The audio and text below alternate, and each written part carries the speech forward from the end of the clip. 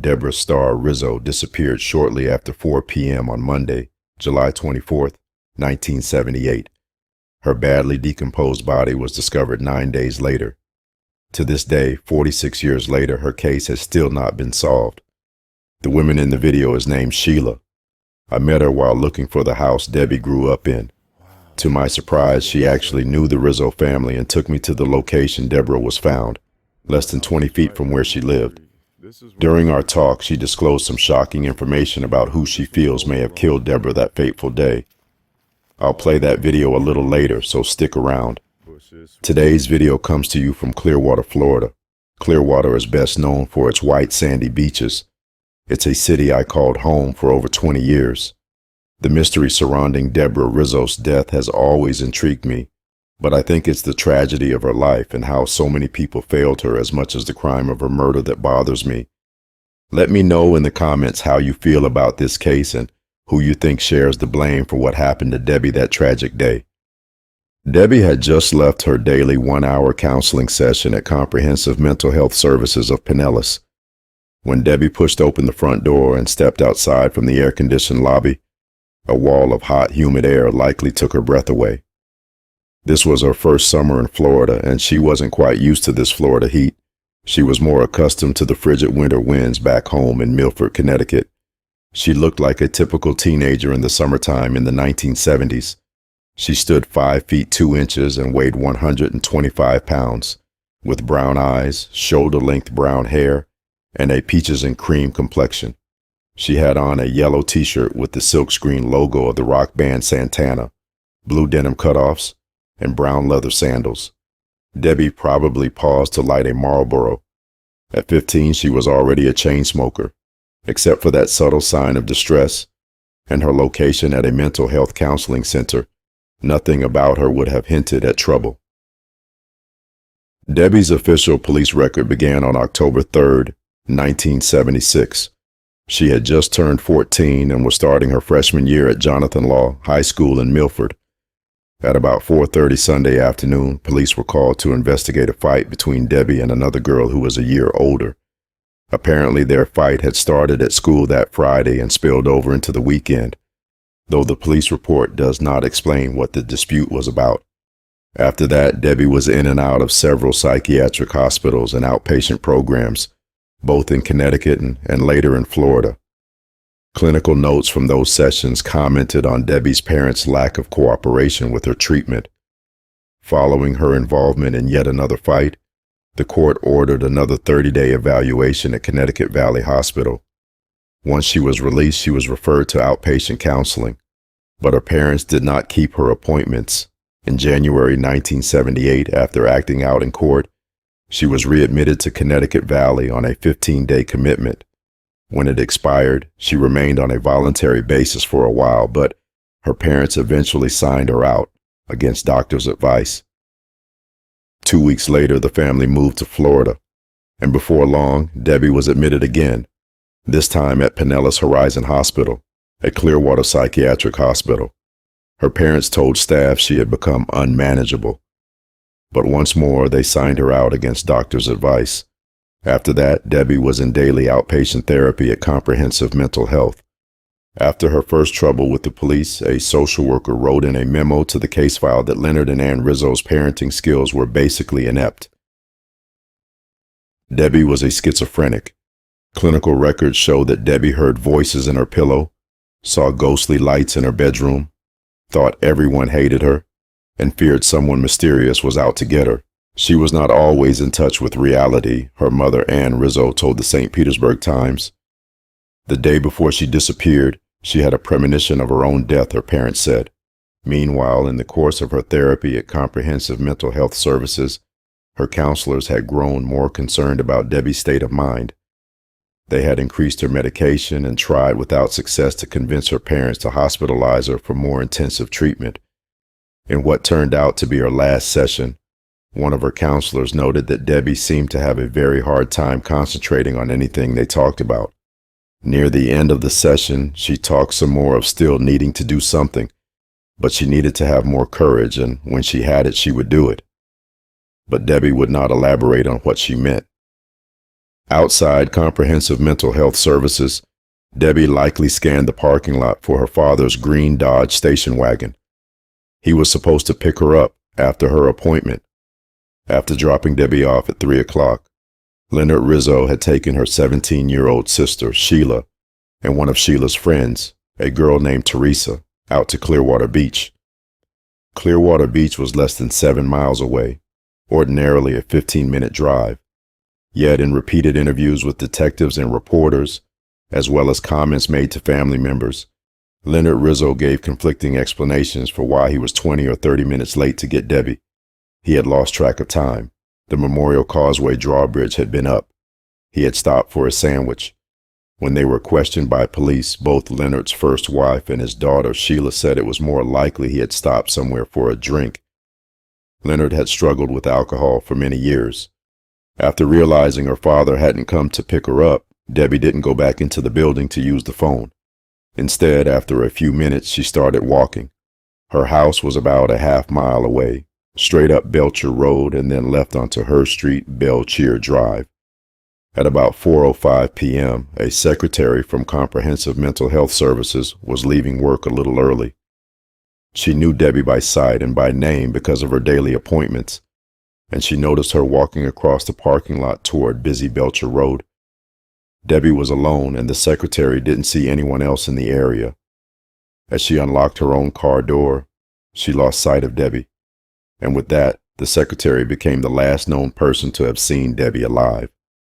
By the time Leonard Rizzo showed up at the counseling center, sometime between 4:20 and 4:30, Debbie was already gone. After checking at the reception desk and insisting on a search of the premises, he drove home. It was only 6 blocks. He watched along the way but saw no sign of her. When he arrived home, most of the family was there. Leonard's second wife, Ann, 50, their eldest daughter, Jody, 19, Jody's husband, Chuck Finatary, 21, and Jody and Chuck's baby girl, Jessica. Sheila was still at the beach with her friend Teresa. No one had seen or heard from Debbie. Leonard and Chuck drove around for more than an hour, searching. They checked main roads, side streets, and parking lots. They went back to the counseling center twice more. The last time was after hours, and they got a janitor to let them in to recheck the premises. They even looked in trash dumpsters behind stores. Leonard was already thinking the worst, Chuck later told police. When her father didn't show up for her, Debbie's sister, Sheila, got a ride home from the beach with a friend. She joined the search on her bicycle, looking for Debbie in the neighborhood.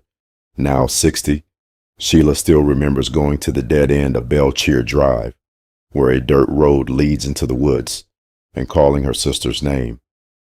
By then it was twilight, and she said she was getting an eerie feeling, so she turned around and pedaled home. Shortly before 7 o'clock, Leonard called the Pinellas County Sheriff's Office to report Debbie missing. Despite her father's concerns about foul play and Debbie's mental health issues, the deputy treated the matter as a routine runaway. He obtained her physical description, wrote a brief missing person report, and made a check of the area. That took him less than 45 minutes. He didn't call for assistance to search the neighborhood or conduct any further investigation. When Debbie didn't show up by morning, Leonard called again. And when she still hadn't turned up after a few days, sheriff's detectives arranged to publicize her disappearance. Leonard and Ann Rizzo's plea for help in finding their missing daughter appeared in the August 3rd edition of the Times, on page 3 of the local section. But it was too late. The front page of the Sun reported, "Body found in woods, police suspect murdered." At about 5:15 p.m. on Wednesday, August 2nd, 1978, a neighborhood resident known only as John and his 12-year-old son were walking in the wooded field behind their home when they found Debbie's remains. It was 9 days, almost to the hour, since she'd last been seen alive. The body was just off the dirt road leading into the woods from the dead end of Belchier Drive, where Sheila had experienced her eerie feeling the evening of Debbie's disappearance. Weeds covered the view from the road, but within a few feet it was visible. Today the area is well maintained, but in 1978 the Times described the property as overgrown with weeds and blackberry bushes, filled with trash, and troubled by teenagers gathering there. The Sun reported that local citizens had petitioned the city to clean up the area 3 weeks earlier. In fact, the letter had been drafted by John's 12-year-old son and another boy as part of a Boy Scouts project. The city had not yet responded to the letter at the time of Debbie's death. The rough conditions hampered the crime scene investigation. A detective's report noted that the area was so densely overgrown, we could not search without the weeds and briar bushes being cut away. In the end, they found a pair of brown leather sandals, a Marlboro cigarette pack, and an abandoned Winn-Dixie shopping cart. They lifted a few fingerprints from the cart. After sifting through dirt in hopes of finding either a murder weapon or some clue as to the time and cause of death, police came away empty-handed. The clothing and some other items were sent to the FBI laboratory to be examined for trace evidence, hairs, fibers, but the lab results were negative and the fingerprints were never matched to anyone. Meanwhile, the autopsy came up with little. By the time it was found, Debbie's body had been exposed to summer heat and humidity for more than a week.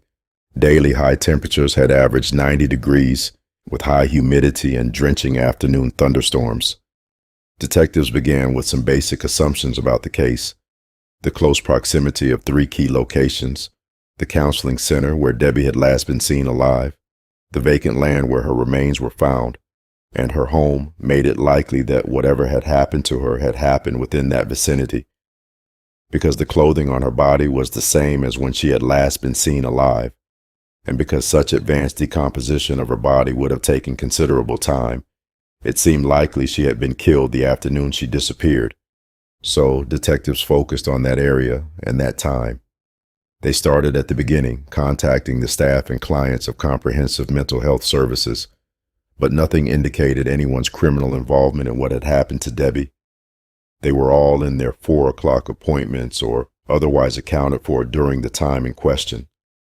The next step was to find out if anyone in the surrounding area had seen or heard something that day.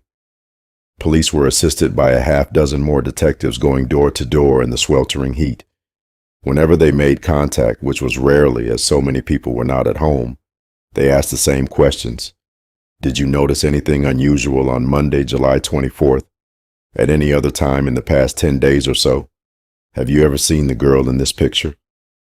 Police also appealed to the public for assistance through the news media, asking anyone who had been in the area that afternoon to call police.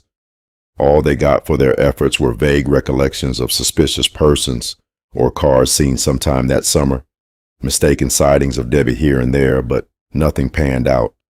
So detectives turned their attention to Debbie's household. There were indications that harsh Connecticut winters and dreams of golden years in the Florida sunshine, the factors the Rizzos gave to detectives for their move south, were not the only reasons the family had left Milford. It was getting rough in Milford, Ann Rizzo told the Times. One of the things that had gotten rough was Leonard Rizzo's drinking. Milford police had arrested him nearly a dozen times for public intoxication, drunk and disorderly, or drunk driving. By 1977, the year before their move, things got really bad. Both daughters talked about their father's drinking. He liked port wine, Sheila remembered, and apparently Leonard Rizzo was quite a character around town. He would get drunk and wander around the neighborhood sporting a white skipper's cap and calling himself Captain Kruger, Sheila said. Other times he'd claim he was a secret agent. Sheila said she was embarrassed by his behavior. Other kids thought he was cool, but you only think he's cool because he's my dad. You wouldn't think he was cool if he was your dad. Jody attributed her father's alcoholism to trauma from his infantry service during World War II. She also said he had been receiving a disability for lung damage. Leonard was sporting his white Captain Kruger skipper's cap the day Debbie disappeared. During the canvass, detectives spoke to the janitor who had unlocked the door for Leonard and Chuck on their final check of comprehensive mental health services the day Debbie disappeared. The janitor didn't know their names, but remembered an elderly man wearing a white sea captain's cap. Still, despite his problems, police never considered Leonard a suspect in Debbie's death. At most, only 30 minutes of his time that day was unaccounted for. With his age and physical disability, it seemed impossible for him to have killed her after 4:05 when she was last seen alive. then dumped her body in the woods, and still made it back to the clinic by 4:30 or 4:35, when the staff recalled him coming into the office to look for Debbie. Debbie's mother had come to America as a child with her Jewish parents during World War II. Debbie's middle name, Star, was after the Star of David. Leonard had left his first wife and their daughter in New York to run off with Ann. In 1957, after he secured an out-of-state divorce, they married and settled in Connecticut, first in Bridgeport and then in Milford. Leonard went to work as a chef at United Aircraft and then Milford Academy. Ann took a job at the Remington Shaver Factory. They had 3 children, Jody in 1959, Sheila in 1960, and Debbie in 1962. Both Jody and Sheila remembered their mother as a hard worker, coming home after the overnight shift to make breakfast and get the children off to school before getting to sleep. Leonard worked during the day. Ann also sold Avon products for extra money. Sheila also recalls her mother yelling a lot at her father, especially when he was drinking. As kids, they couldn't decide whether mom bitched because dad drank or dad drank because mom bitched. It was so bad at one point that Sheila asked her mother why they didn't just get a divorce. "Because we love each other," her mother replied. "We just fight." As with Leonard, however, police never thought of Ann as a suspect. For one thing, she also had serious physical health issues and seemed to lack the strength for violence.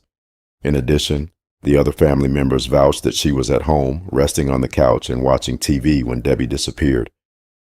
Police records from Milford show that Leonard and Ann's 3 children also had contributed their fair share to the family turmoil. Jody, Sheila, and Debbie fought with their parents, fought with one another, fought with schoolmates, damaged neighbors' property, ran away, drank, smoked pot, and generally hung out with a bad crowd. Even though the sisters had a history of questionable behavior, both girls had alibis for the time of Debbie's disappearance. Jody was at home attending to her infant daughter, and Sheila was miles away on Clearwater Beach without transportation. Chuck, Jody's husband, not only had a police record in Milford for assault, but he also had been arrested since moving to Florida with Jody and her family. That one was for possession of a felony amount of marijuana on Clearwater Beach. So detectives pressed Chuck hard about Debbie's murder. Chuck adamantly denied it. An old cassette tape of the interrogation contains his tearful protests. "I didn't do it. That's the honest to God's truth. From my own heart, I didn't do it. I didn't. I swear to God." In an interview, Jody described her late ex-husband as a piece of work. She said he was very controlling, had a bad temper, and had committed domestic violence against her more than once. She was afraid of him, she said, and tried to avoid conflict. Back then, Leonard and Ann considered him a bum who wasn't good to Jody and didn't contribute anything to household expenses or upkeep. He just ate their food and drank their beer. But still, they provided him with an alibi. He was home the entire time of the afternoon Debbie is believed to have been killed, having slept late after working all night. He was still there when Leonard came home looking for Debbie less than an hour after her disappearance. In another taped interview, Leonard insisted Chuck was in the clear. He told police, "May God be my witness. I swear to my mother, I swear on the Bible, I would tell you. Not only would I tell you, I would break his head before you got there. Because if I thought for a minute he did it, you wouldn't even have to arrest him. You'd have to pick him up in pieces. That's the way I feel because I love my little girl." Chuck has been dead for a decade now, and both Jody and Sheila still maintain his innocence. The family's alibis forced detectives to look elsewhere for potential suspects. They began chasing down other leads to widen the net. Debbie's contacts with the outside world had been limited. However, it turned out some of Chuck's and Sheila's friends from work had visited the Rizzo house on occasion. A few of them had met Debbie there. One or two had even expressed interest in dating Debbie. Chuck and Sheila had discouraged them because of Debbie's mental condition. For one thing, Debbie wasn't allowed out of the house. For another, Sheila was embarrassed by Debbie's bizarre behavior. The detectives checked the friends out, dragging a few of them in for interrogation. They all appeared to be relatively harmless young potheads and small-time dealers. Their stories were sketchy on details of their whereabouts, activities, and associates, as might be expected given their lifestyles. But in the end, police could not connect any of them with Debbie's death. That same week, police heard about a young man who worked nights as a janitor at Plum Elementary School, also near where Debbie's remains had been found. According to police in the adjoining city of Largo, the young man had obtained the home phone numbers of female students, teachers, and staff from the office directory and made obscene phone calls to them. Largo's investigation was ongoing. At first, police thought the lead looked promising. Like Debbie, the young man had been a patient at Comprehensive Mental Health Services, but it turned out his first session had been after Debbie's disappearance, and police couldn't find anything else to indicate a connection. Then, on August 30th, another promising lead developed. A woman was jogging near the drawbridge on Memorial Causeway between downtown and Clearwater Beach, about 5 miles from where Debbie's body had been found, when a young man jumped out from behind a palm tree. He grabbed her from behind and held a knife to her throat. She screamed and struggled and was cut on the neck before the man finally fled. Based on her description, police recognized the suspect from a prior case, and the woman picked his mugshot from a photo lineup. When they tracked him down, the young man was mowing lawns in a subdivision not far from where Debbie's body had been found. So, after getting his confession to the knife attack, they questioned him about Debbie's murder. He denied any involvement and insisted he had been working several miles away that day. His employer corroborated his alibi. The young man also agreed to a polygraph test. The results showed no deception. Around a year after Debbie's death, the investigation was reclassified as inactive, meaning there were no leads left to pursue. Since there is no statute of limitations on murder in Florida, such cases technically cannot be closed because prosecution is always legally possible. However, the detectives who handled the case had long since been reassigned or passed away. Debbie's marker is a simple bronze plaque on a marble base, flush to the ground. The inscription is also simple, just her full name and her dates: September 22nd, 1962, August 2nd, 1978. She would have turned 16 if she'd lived about 2 more months. The Star of David is in each upper corner. Her mother's grave is to the left, also bearing the Star of David in the corners. Rizzo died of cancer in 1982, just 4 years after Debbie, at the age of 55. Rizzo's grave is to the right. It doesn't have the Star of David, but bears the additional inscription, U.S. Army World War II. Someone had planted one of the little American flags next to it. Leonard died at 69 in 1986. Sheila is equally possessive of Debbie's memory. She stated that when they were children, people often mistook her and Debbie for twins. She also recalled being very afraid after Debbie's murder, too afraid even to date anyone for years. Debbie's mother, meanwhile, never forgave herself for her part in the family's decision to move to Florida. In August 1978, Rizzo told the Times, "Imagine to come here for happiness and to have this happen." As far as Sheila is concerned, Debbie's death pretty much killed her mother too. Back in May 1979, the Times also reported on her father's sense of guilt for not being on time to pick Debbie up that day. The worry had caused him a literal heart attack, he said. "I must know who killed my little girl," Leonard declared, offering a $1,000 reward for information, "and that person must be punished." But he would never know. He died on July 24, 1986, the 8th anniversary of his daughter's disappearance. Sheila said she prays every night that Debbie will come to her somehow and tell her what happened. Maybe if the case were solved, she thinks, her mother and father would rest in peace. Still, with every passing year, such an outcome becomes increasingly unlikely.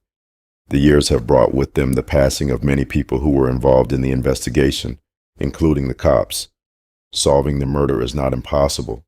Perhaps Debbie's killer is in prison somewhere, locked up for decades for some other vicious crime, even sitting on death row with no reason not to confess. It's also possible her killer is still at large, or her killer may have already said something to a family member or friend who might finally decide to come forward. Remember Sheila from the beginning of the video? Sheila lived on Belchier Road, just a few houses down from where Debbie lived. Debra had been taken to this directions for living. Okay. Now it's down just a little ways on your left before even nursery, and it says directions to living. psychiatrist there. The dad took the two sisters to Pier 60. Then he took her for an evaluation at this Directions for Living. Oh my And I know God. it happened because I don't know if you believe this kind of stuff, but it's all right if you don't. I'm able to contact, people that aren't alive. I believe we are all spiritual beings. And if if I believe I've had a past, well, I must believe I have a future too. Exactly. So, anyways, I hear of the death, except because the sister Sheila, Yes, and ma'am. my name's Sheila, has a garage sale. So I go up to there on a Saturday and say, Sheila, do you know anything about that person that was killed across the street? Yeah. She Okay. said, yeah, that was my sister, and her name was Debra. Oh, And so you ran into Sheila. I ran into Sheila Oh, because they okay. were having a garage sale. So I went home that night. I sat on my bed and I just kind of thought a thought, And I thought, are you the person that got killed, murdered? And I got this feeling bad that it was. Wow. So I said, what happened? She said that the dad had taken her other two sisters to Pier 60. They were goofing around. It was late to come back to the Directions for Living to Okay. pick her up. Yes, she ma'am. signed in, but she didn't sign out. And so he had offered to take her home because he evidently lived down this street, a little shack, but that got taken down recently. The facility shouldn't have let her leave Well, without the psychs- supervision. The psych was taking her home. The psychiatrist was taking her home. So they were supposed to, or did they take her home? Well, he didn't because he passed her house, went to the park. She didn't know her way around. She had to leave all her friends. She was very upset. So the dad dropped her off at that Directions for Living. Yes, ma'am. In the meantime, it was past 5 o'clock. They're closed up. She didn't have a ride home because the dad hadn't shown up yet. So they passed her house. Past her So once they house, got on this road, Yeah. Bell Cheer, he goes past the house, takes her down to the very end of the street, and he gets out of his car real fast, and she's kicking and stuff, and he's pulling her out by her hair. He lays her down, and then he's having sex with her right when he's going to have the orgasm, or what do you call it. Then she screams, and he chokes her. Now, I gave all this data to Sheila, and she said, oh, I wish I'd have known you Oh my before. God. You know it all. I've been so obsessed with this story, and you just gave me everything so goosebumps. right. That was my Wow. perception of it all. And you can't just tell, the police about it because they're going to think I'm nuts. They're gonna brush it off. They're going to brush it on it. There's not one video on this. There's nothing. There's like maybe 2 articles about her, and you look on YouTube, there's thousands of videos of other crimes and other murders, but there's not one video on her. I say I'm gonna do her justice. I'm gonna make that video for her, and wow, you just told me something that I don't think anyone has ever heard. That she hadn't checked out. That she got choked. Wow. And I knew. So Okay. this is what I'm gonna do. I'm trying to figure. Well, I can Follow just me down follow the you in my street. car, right? Yeah, because I just at the end. And then I can park. Yeah. Okay. And you said her house is It's a blue one.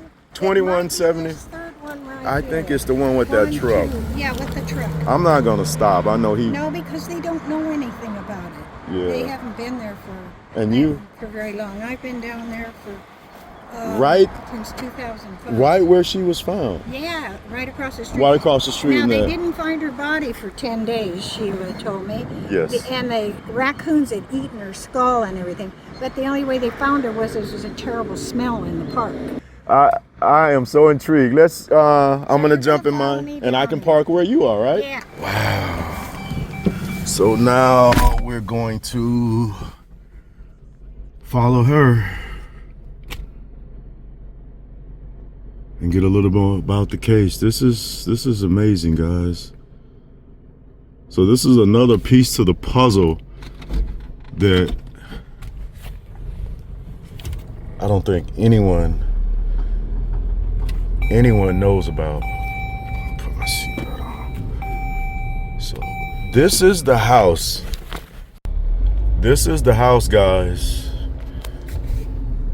2174. So you saw where we started from. So the guy that she's saying, one of the doctors from the comprehensive facility, mental health facility, passed Debbie's house,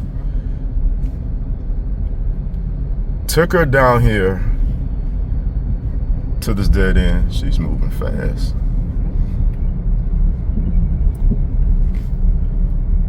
This is where she was supposedly found.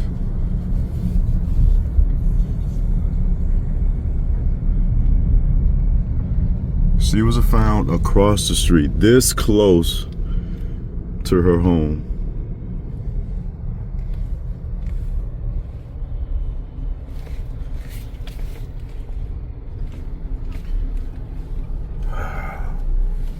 She's such a sweet lady. All right, guys, let's get out.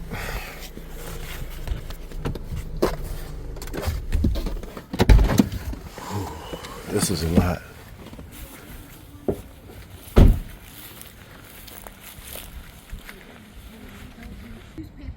Yes, ma'am. And this was the area? Yeah, and she was found in right on your right-hand side. There's a creek that runs through there. Oh, you able? Stevens Creek. You'll see a blue sign there that says what it is. Oh, I'm gonna walk through. I'll be back. Thank you. Thank you. I'm gonna walk back here. Wow, this is so sad. Now our house is right down that street. This is where she was supposed to be found. This was an overgrown, all overgrown trees, bushes, weeds. This is where the kids used to hang out. Back here, Allen's Creek Park. So let's go back and see. Wow.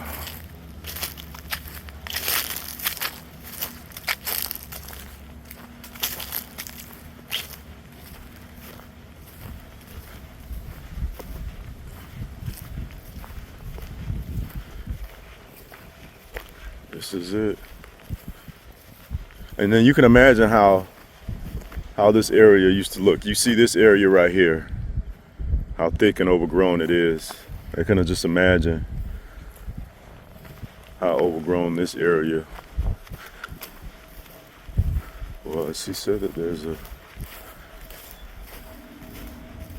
lake or a river over here somewhere.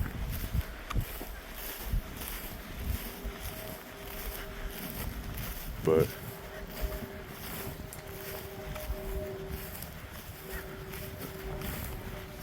I really don't see it.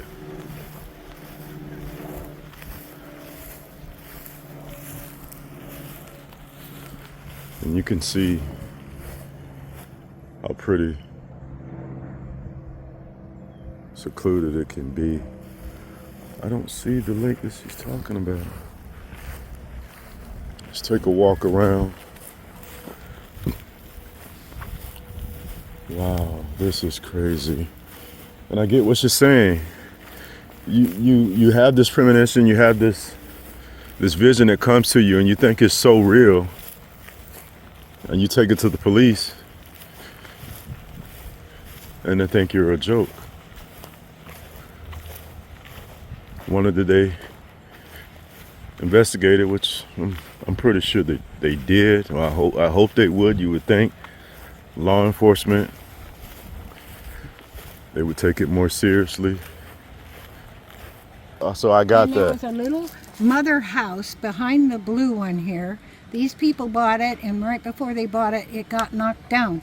That's where the psychiatrist stayed. So that's why he could offer her a ride home. But And then pass her house. yeah, and then pass her house, bring her down here, and then jump out of the car, come You're around, giving me goosebumps. open. I know, because I know this stuff. Wow. I'm a Scientologist. I don't know if you know it. We believe in past lives and stuff, and so we don't drink or take drugs. Or I've heard of medication. Scientology actually started in Clearwater, right? No, it's Well, no. It actually started in I think in Washington D.C. or something, but it's the fastest growing thing around.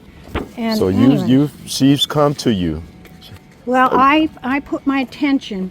I was in my house. My house is a green. Yeah. So I just beamed a thought, and this is interesting, to where Martin Plant is, like this, you know? Okay, yep. Okay, and so it was like 1 o'clock in the morning. I opened up the curtains, and there was this light beam across here, like her energy leaving to go there.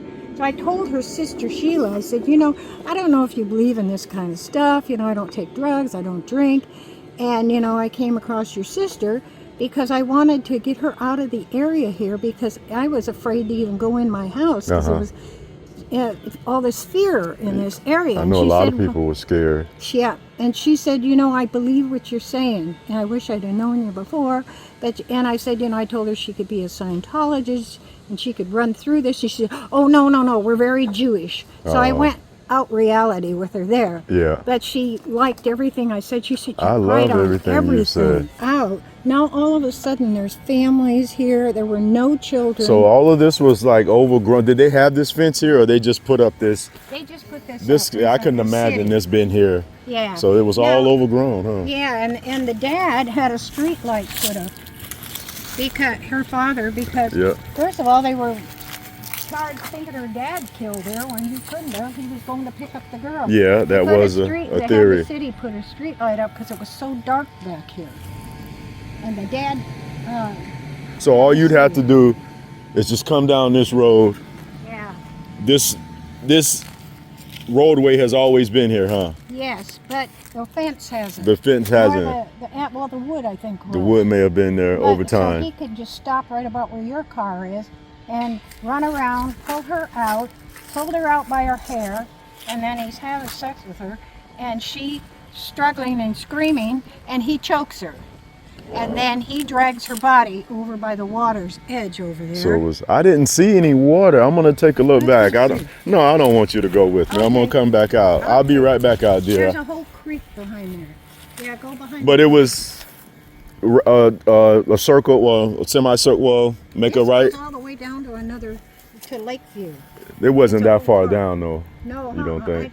It had to be somewhere in here. I don't know exactly where it was.